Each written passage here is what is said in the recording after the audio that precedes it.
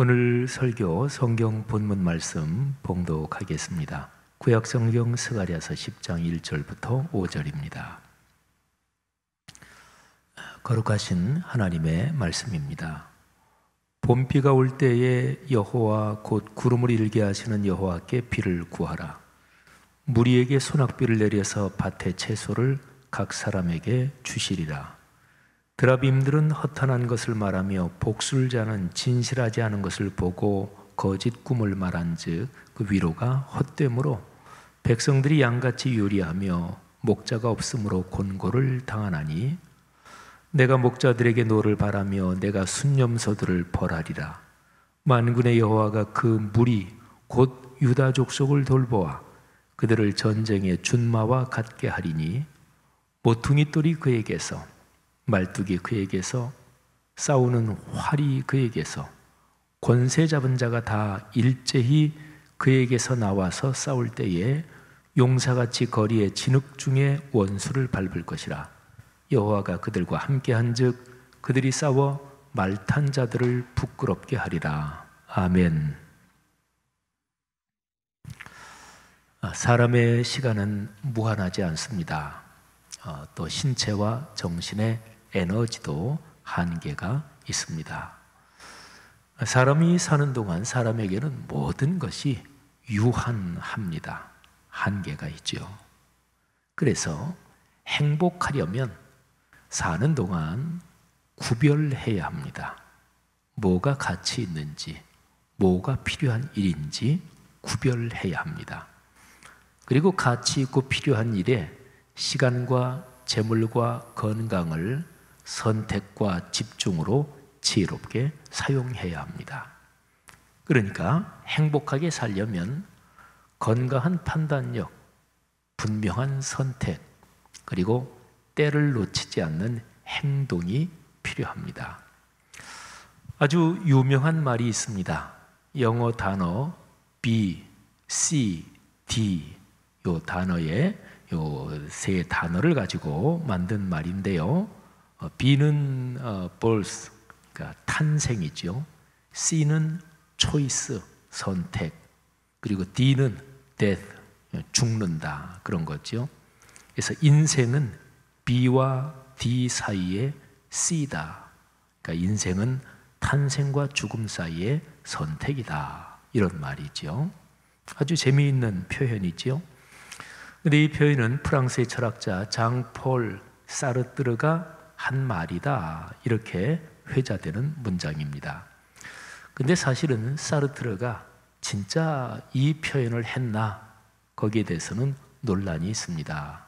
사르트르는 프랑스 철학자인데 프랑스 사람이 영어 단어 B, C, D 요 첫 글자의 둔을 가지고 문장을 만들었겠느냐? 이제 그런 거죠. 그런데 이 문장이 영어권에서도 그건 사르트르가 한 말이다 이렇게 인용된다 그래요. 실존주의 철학자 사르트르의 사상으로 보면 인간의 개인적인 또 자기의 인격적인 선택 결단 이거를 강조하는 것은 사르트르의 사상에 아주 잘 어울립니다. 어쩌면 인생은 탄생과 죽음 사이를 선택하면서 걸어가는 존재다. 사르트르가 프랑스어로 이 정도 표현한 문장을 누가 영어로 옮기면서 영어 단어, 언어 유희를 그렇게 맞추었는지도 모르겠습니다. 자, 아무튼 삶의 여정에서 선택은 참 중요합니다.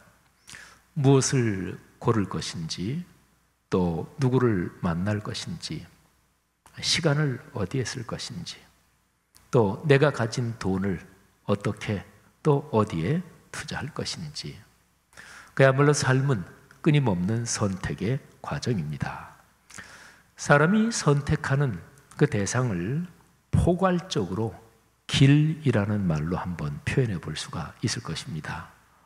인생은 길을 걷는 것과 같다. 이거는 동양, 서양, 옛날, 지금 할 거 없이 이 길이라는 비유는 참 아주 넓게 사용되는 그런 비유지요. 그러니까 내가 어느 길을 선택할 것인가, 어떤 길로 갈 것인가, 사람이 살면서 선택하는 그 모든 것을 길이란 말로 한번 표현해 본다는 거죠. 자, 어떤 길을 걸을 것인가? 그거는 자신의 결정입니다. 그런데 어떤 사람도 사람이 살아가는 인생에 펼쳐져 있는 여러 가지 길을 다 가보는 사람은 아무도 없습니다. 한 번에 사는 인생이니까 한 길을 선택해야 합니다. 가보지 못한 길을 그리 후회할 필요는 없습니다. 내가 선택해서 지금 걷고 있는 이 인생길, 이 길이 최선의 길이다, 이렇게 생각하는 게 사실은 지혜로운 사람입니다. 자, 길이라는 단어를 떠올리면서 여러분들이 혹시 머리에 길이라는 이 단어, 이 주제를 가지고 쓴 시를 혹시 머리에 떠올릴 수 있으시겠습니까? 아마도 많은 사람들의 머리에 어떤 떠오르는 시가 있을 것입니다. 우리나라 교과서에도 나오는 시죠. 퓰리처상을 4번이나 받은 미국의 시인 로버트 프로스트의 시인데요. 가지 않은 길, 이런 시입니다. 교과서에도 실렸죠. 교과서에 실린 그 피천득 시인의 번역으로 제가 한번 낭송하겠습니다. 노란 숲 속에 길이 2 갈래로 나섰습니다. 나는 2 길을 다 가지 못하는 것을 안타깝게 생각하면서 오랫동안 서서 한 길이 굽어 꺾여 내려간 데까지 바라볼 수 있는 데까지 멀리 바라다 보았습니다. 그리고 똑같이 아름다운 다른 길을 택했습니다. 그 길에는 풀이 더 있고 사람이 걸은 자취가 적어 아마 더 걸어야 될 길이라고 나는 생각했었던 게지요. 그 길을 걸음으로 그 길도 거의 같아질 것이지만 그날 아침 2 길에는 낙엽을 밟은 자취는 없었습니다. 나는 다음 날을 위하여 한 길은 남겨두었습니다. 길은 길에 연하여 끝없으므로 내가 다시 돌아올 것을 의심하면서 훗날에 나는 어디선가 한숨을 쉬며 이야기할 것입니다. 숲속에 2 갈래 길이 있었다고, 나는 사람이 적게 간 길을 선택하였다고, 그리고 그것 때문에 모든 것이 달라졌다고. 유명한 시지요. 여러분 어떠십니까? 여러분이 선택하시고 그래서 지금까지 걸어온 여러분의 삶의 길 어떠십니까? 프로스트의 이 시를 혹자는 로버트 프로스트가 20대 중반에 시리와 절망에 차 있을 때 그때 썼다고도 합니다. 노란 숲속으로 난 2 길 중 어느 길을 걸을 것인가? 그거는 자신의 선택입니다. 현실적으로는 사실은 어느 길을 걷다가 길을 바꾸기도 하잖아요, 그죠?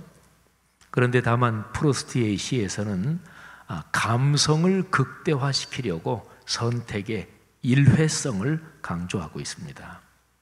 아무튼요, 중요한 일을 선택하는 그 선택이 평생 큰 영향을 끼치기도 하는 것은 분명합니다. 글자 그대로 모든 것이 달라지기까지야 하겠습니까? 그런데 중요한 일을 선택할 때는 그 선택 때문에 많은 것이 달라지고 또 중요한 것들이 달라질 수 있습니다. 자, 이 길을 주제로 쓴 시를 제가 2 개를 더 읽어드리겠습니다. 먼저는 김소월 시인의 시입니다.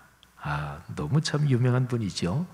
우리 한국 사람의 정서에 깊이 와닿는 그 서정 시인 김소월 시인의 시인데 제목이 그냥 길입니다. 이 김소월 시인의 시에는 이게 옛날에 1920년대가 30년대 쓴 시니까 여기에 옛날 표현이 많이 나와요. 하룻밤을 하루밤 이렇게 돼 있고, 그 다음에 바이라는 말이 나오는데 이건 순예스런 우리말인데 아주 전혀 이런 뜻입니다. 제가 현대어로 그렇게 해서 읽겠습니다. 어제도 하룻밤 나그네 집에 까마귀 가왁가왁 울며 새었소. 오늘은 또 몇 심리 어디로 갈까? 산으로 올라갈까? 들로 갈까? 오라는 곳이 없어 나는 못 가오. 말마소 내 집도 정주 곽산 차 가고 배 가는 곳이라오. 여보소 공중에 저 기러기 공중엔 길이 있어서 잘 가는가? 여보소 공중에 저 기러기 열 십자 복판에 내가 섰소. 갈래 갈린 길이라도 내게 아주 전혀 갈 길은 하나 없소. 참 우리 한국 사람의 정서에 기러기 나오는 걸 보니까 가을이 연상되지요. 김소월이 찾는 길은 눈에 보이는 길이 아닙니다. 그의 고향이 평안북도 정주 곽산. 그의 고향으로 가자면 뭐 차도 가고 배도 가지만 시인이 찾는 길은 그 길이 아닙니다. 그래서 시인은 하늘의 기러기한테 묻는 거예요. 야, 기러기야, 그 하늘에 길 있나 보다. 그래서 그렇게 잘 가냐? 기러기야, 나는 지금 이 땅에 열 십자 한복판에 서 있는데 길을 찾지 못하겠다. 뭐 이렇게 기러기한테 얘기하는 거죠. 교차로 복판 갈래 갈린 삶의 길 중에서 자신이 갈 길이 전혀 없습니다. 인생을 살다 보면 그럴 때가 있죠. 아, 길을 잃어버렸다 이렇게 생각될 때요. 자, 또 한 시인의 시인데요, 김명인 시인의 시입니다. 김명인 시인, 이것도 제목이 그냥 길입니다.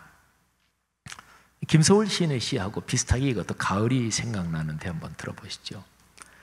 길은 제 길을 끌고 무심하게 언덕으로 산 모퉁이로 사라져가고, 나는 따라가다 쑥대잎 나부끼는 방죽에 주저앉아 넋마저 내리는 몇 마리 철새를 본다.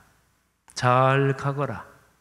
언덕 저 켜낸 잎새를 떨군 나무들, 저마다 갈쿠리 손 뻗어 하늘을 휘젓지만 낡은 해는 턱없이 기울어 서산 마루에 있다.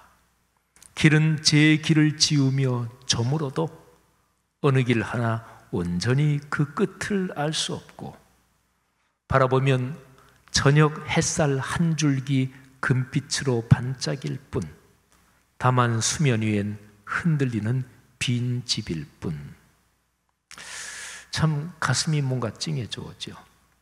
김영인은 길을 따라가다가 길을 잃어버렸습니다. 해가 저물어 가는데 더 이상 길이 보이지 않아요. 길이 언덕으로 산모퉁이로 가다가 길이 사라져버리고, 그리고 눈에 보이는 것은 금빛으로 반짝이는 한 줄기 저녁 햇살 뿐입니다. 그리고 수면 위에서 흔들리는 빈 집만 보입니다. 아마 강을 생각하면 강가 옆에 집이 있는데 그 집이 해가 지는 저녁 노을에 집이 강물에 그림자가 비치는데, 그러면 이 강물에 비친 빈 집, 그게 이제 흔들릴 거 아니겠어요? 시인은 묻고 있는 거예요. 아, 길을 왜 가자고 하는 거지? 나는 지금 이 길을 걸어서 어디로 가자고 하는 거지?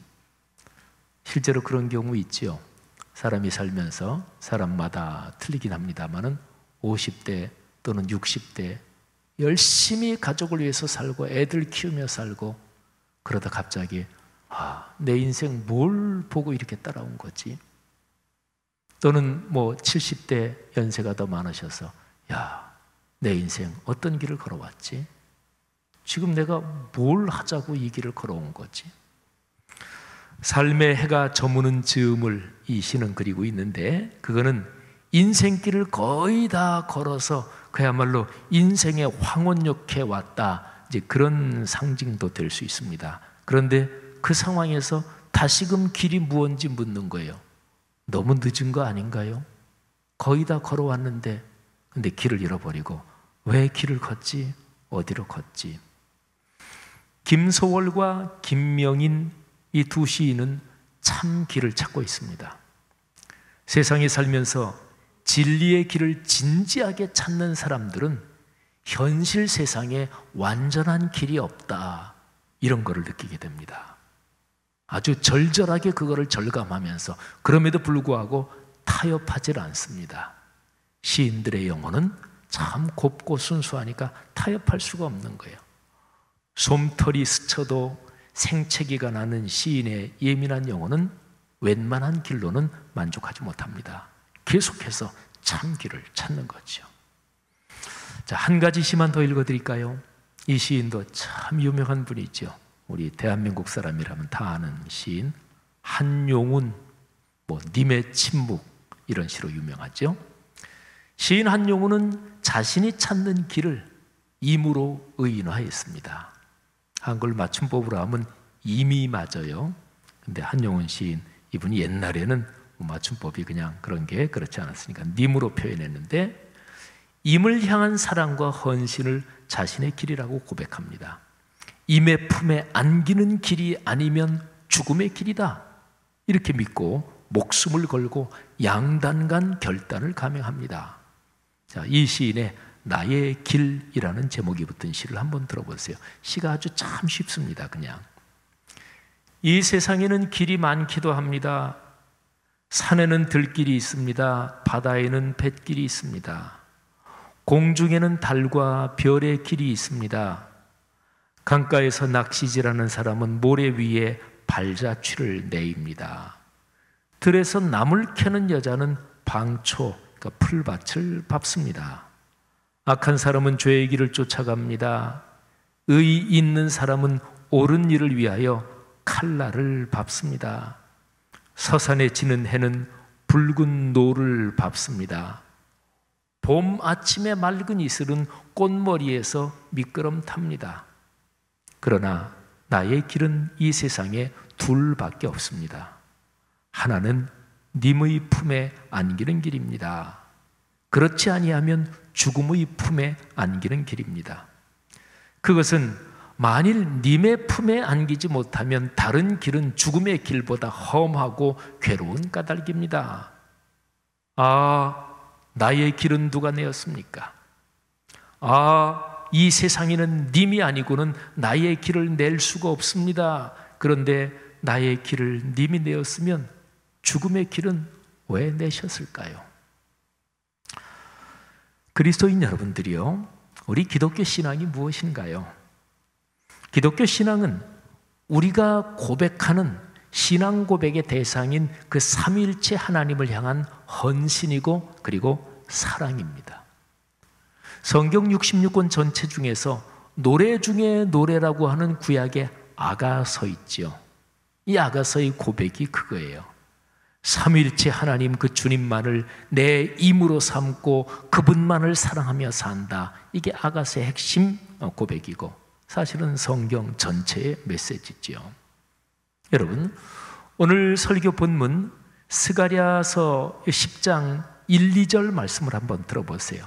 자, 스가랴 선지자가 전하는 말씀이에요. 봄비가 올 때에 여호와 곧 구름을 일게 하시는 여호와께 비를 구하라. 무리에게 소낙비를 내려서 밭의 채소를 각 사람에게 주시리라. 드라빔들은 허탄한 것을 말하며 복술자는 진실하지 않은 것을 보고 거짓 꿈을 말한즉 그 위로가 헛됨으로 백성들이 양같이 유리하고 목자가 없으므로 곤고를 당하나니. 자, 같은 구절을 제가 표준 세번역으로 한 번 더 읽습니다. 너희는 봄철에 비를 내려달라고 주께 빌어라. 비구름을 일게 하시는 분은 주님이시다. 주께서 사람들에게 소나기를 주시며 각 사람에게 밭의 채소를 주신다. 드라빔 우상은 헛소리나 하고 점쟁이는 거짓 환상을 본다. 그들은 꾸며낸 꿈 이야기를 하며 헛된 말로 위로하니 백성은 양떼같이 방황하며 목자가 없으므로 고통을 당한다. 아멘. 여러분, 여기 스가랴서 10장 1절, 2절, 2절은 아주 명백하게 대조를 이루고 있습니다. 1절은 하나님에 관해서 말합니다. 2절은 우상에 관해 말합니다. 자, 1절 내용은 이런 거예요. 홀로 참 신이신 그 하나님은 현실적으로 역사하시고 일하신다. 그분이 삶의 현실에 개입하신다. 그분이 비를 주신다. 하나님께 구하라 그런 거죠. 반면 2절 내용은 이런 거예요. 우상 숭배에서 나오는 말들은 거짓말이다. 우상 선지자들의 말은 진실하지 않다. 그들이 꿈이나 또는 예언을 한다고 하는데 그건 종교적 기만이다. 여러분, 스가랴 선지자는 1절, 2절을 이렇게 아주 무섭도록 분명하게 대조를 시키면서 지금 이 말씀을 듣는 사람들에게 결단하고 선택하라고 요청하는 거예요. 자, 두 길 중에서 결단하고 선택해라. 어느 길을 택할 거냐? 하나님이냐? 우상이냐? 봄비가 내리는 시기에 비가 오지 않으면 농사를 망칩니다. 농사에 성공하고 실패하는 것, 이건 살면서 먹고 사는 절박한 문제잖아요. 성도 여러분, 삶의 절박한 상황에서 여러분은 어디에 도움을 청합니까? 누구에게 빕니까? 오늘에게 선지자는 하나님께 비를 구하라. 삶의 절박한 상황에서 하나님을 찾아라, 하나님께 기도하라, 하나님께 구하라, 이렇게 말씀합니다. 근데 이거는 좀 더 깊이 들여다보면 하나님께 비를 구하라, 하나님께 뭐를 구하라, 이것보다도 하나님을 구하라, 하나님을 구하라, 이런 뜻입니다. 그러니까 하나님 아버지를 선택하라는 뜻이에요. 하나님께서는 우리에게 이런저런 선물을 주시고 도움을 주십니다. 근데 하나님이 주시는 그 무엇보다 근본적으로 하나님 그분을 구하라, 이런 뜻입니다. 영화 좋아하시는 분들, 인디아나 존스 시리즈 영화 아주 유명하죠. 1편 레이더스부터 시작해서 다 영화가 좋습니다. 우리 예수 믿는 사람들이 보면 참 유익한 영화입니다. 근데 1989년에 나온 인디아나 존스 시리즈 제3편 최후의 성전, 그거는 성배를 찾는 스토리입니다. 성배, 예수님께서 최후의 만찬 식사하실 때 그때 쓰셨던 그 잔을 말하는 거죠. 영화 마지막에 이제 천신만고 끝에 드디어 성배를 찾고, 또 영화 스토리가 다 그렇듯이 그 성배를 막 뺏고 찾으려는 악당들은 막 또 죽고, 근데 영화 맨 마지막 장면에서 지진이 나고요. 그리고 그 유적, 오래된 그 건물이 막 무너집니다. 그 건물 안이 막 다 주저앉아요. 그러면서 악당 하나는 저 밑으로 막 떨어져 죽고, 근데 그러면서 성배도 저 아래로 막 굴러 떨어집니다. 주인공 인디아나 존스도 추락하는데 그 위에 아버지가 인디아나의 오른손을 딱 붙잡았어요. 간신히 아버지의 손을 붙잡고, 오른손으로 아버지의 손을 붙잡고 매달린 인디아나는 왼손을 뻗어서, 영화에 보면 검은 장갑을 끼었는데 왼손을 뻗어서 성배를 잡으려고 합니다. 손가락 끝이 성배에 닿아요.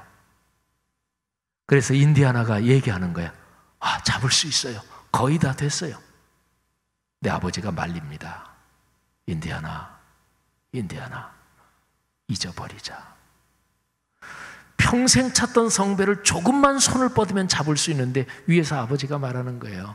아들아, 그 한쪽 손도 아버지 손을 잡아라. 그래야 산다. 인디아나는 잠시 고민합니다. 그러다 결국 성배를 잡지 않고 왼쪽 손도 아버지 손을 잡습니다.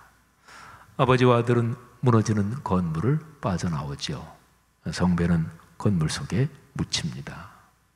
성도 여러분, 하나님께서 우리에게 주시는 선물은 근본적으로 하나님 자신을 주시는 거예요. 예수 그리스도의 십자가 사건이 그것이잖아요. 그리스도인 여러분들이요, 어디가 길입니까? 어디를 선택해야 돼요? 하나님의 말씀이 우리에게 길입니다. 아니, 하나님 자신이 우리에게 길입니다. 예수 그리스도, 사람이 되신 하나님께서 말씀하셨잖아요. 내가 곧 길이요, 내가 곧 길이요 진리요 생명이니. 기억하십시오. 사람의 시간은 무한하지 않습니다. 여러분의 신체, 정신, 돈, 그 모든 것 다 한계가 있습니다. 인생을 사는 동안, 살아있는 동안 가치 있는 일을 분별해야 합니다. 그리고 거기에 시간과 재물과 건강을 지혜롭게 사용하십시오. 하나님을 선택하십시오. 하나님께 기도하십시오. 하나님이 길입니다. 그분의 말씀이 길입니다. 이 길로 걸어가며 하나님이 주시는 큰 복을 넉넉히 받아 누리는 여러분의 삶이 되시기를 주님의 이름으로 축복합니다.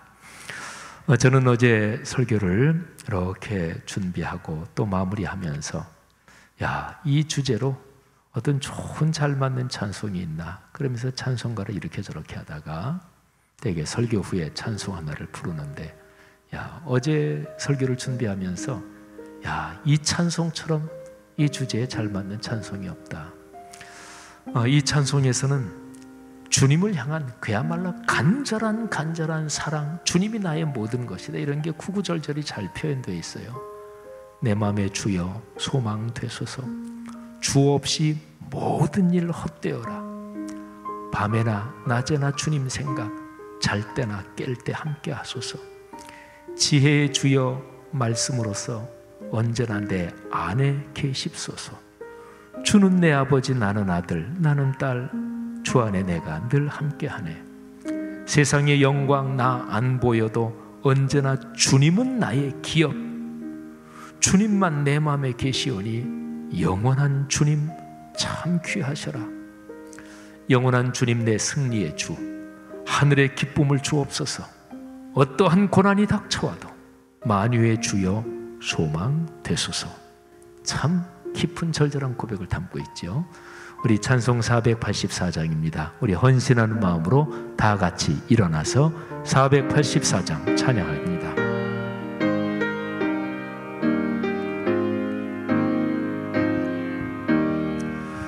내 맘에 주여 소망 되소서. 주 없이 모든 일 헛되어라. 밤에나 낮에나 주님 생각, 잘 때나 깰 때 함께 하소서. 지혜의 주여 말씀으로서 언제나 내 안에 계십소서. 주는 내 아버지, 나는 아들, 주 안에 내가 늘 함께하네. 세상의 영광 나 안 보여도 언제나 주님은 나의 기억. 주님만 내 맘에 계시오니 영원한 주님 참 귀하셔라. 영원한 주님 내 승리의 주, 하늘의 기쁨을 주옵소서. 어떠한 고난이 닥쳐와도 만유의 주여 소망 되소서.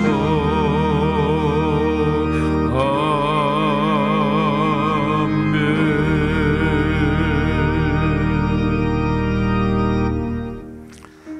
각자가 자신을 성찰하며 기도하십시다. 자신을 반성하며 그리고 정직하게 깊이 살피는 것, 그게 성찰이란 뜻이죠. 적어도 신앙생활하면서 인생길 걸어온 분들은 자신을 성찰하면 다 압니다. 그래, 내가 여기까지 걸어온 게 주님의 은혜지. 내가 의지했던 돈, 명예, 자식 자랑, 그런데 내가 진짜 붙들고 갈 것은 주님의 은혜, 주님의 그 도움뿐이지. 내가 앞으로 걸어가는 길도 주님의 은혜로만 살지. 그리고 이런 감성이 내게 꽉 밀려들 때, 그때 겸허해집니다. 교만을 내려놓습니다. 그러면 평안이 찾아오지요. 그런 상황에서는 겁이 없어집니다. 나이가 자꾸 드는데 여기저기 아프고, 아유, 애들한테 짐 되는 거 아니야. 괜히 또 진짜 몹쓸 병, 나만 고생하는 게 아니라 주변 사람 다 고생하는 그런 몹쓸 병 걸리는 거 아니야. 겁나잖아요. 두렵잖아요. 한참 40대 50대인데 애들 아직 출가시키지도 않았고, 애들 한참 더 공부해야 되는데 직장 정리해야 되나, 뭐 먹고 살지. 사람은 살면서 겁나는 게 많습니다. 그런데 주님의 은혜로 살아왔고, 그래, 주님께서 나와 같이 계시지, 이게 마음에 꽉 밀려올 때는 두려움이 다 없어집니다. 주님이 나 붙들고 가십니다. 감사합니다. 신앙이 아주 잘못된 방향으로 이상하게 삐뚤어져서 완전히 굳어진 사람, 그런 사람 신앙에 중병이 걸린 거죠. 그런 사람들 빼놓고는 제가 지금 말씀드린 것처럼 그리스도인은 주님의 은혜, 그래, 주님만이 내 기업이고 주님만이 내 희망이고 주님의 은혜로만 살지, 이게 밀려올 때 그때가 큰 축복이고 행복입니다. 그리고 우린 다시 신앙의 길이 무엇인지 다시 한번 분명히 보는 거죠. 사랑하는 성도 여러분, 이 시간에 들은 말씀, 고백한 찬송 붙잡고 우리 각자가 통성으로 기도하는데요, 주님 같이 계심을 감사합니다. 주님 손 붙들고 갑니다. 은혜로만 살겠습니다. 다 같이 통성으로 잠시 기도하겠습니다.